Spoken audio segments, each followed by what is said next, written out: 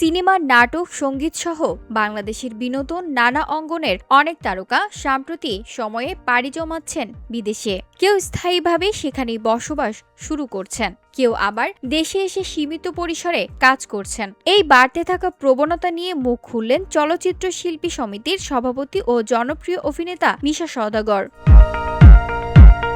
কিন্তু কেন এভাবে দেশ ছাড়ছেন তারকারা, সেই প্রশ্ন প্রায়ই শোনা যায় শোবিজে। সম্প্রতি এক টেলিভিশন অনুষ্ঠানে অংশ নিয়ে এই বিষয়ে খোলামেলা কথা বললেন মিশা সওদাগর। তিনি স্পষ্ট করে জানান, কাজের সংকটই তারকাদের বিদেশে যাওয়ার সবচেয়ে বড় কারণ।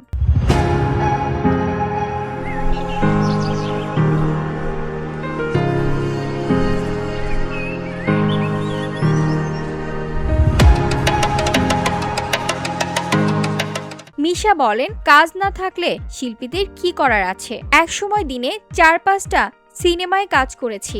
সকাল ৭টা থেকে রাত ২টা পর্যন্ত শুটিং চলত। এখন সেই এফডিসি প্রায় বন্ধ। তিনি আরো বলেন, বিদেশে গেলে অন্তত স্থায়ীভাবে কাজ করা যায়, পরিবার নিয়ে টিকে থাকা যায়। তাই অনেকেই বাধ্য হয়ে দেশ ছাড়ছেন। এটা তাদের দোষ নয়, এটা পরিস্থিতির চাপ। VOD Bangla news desk.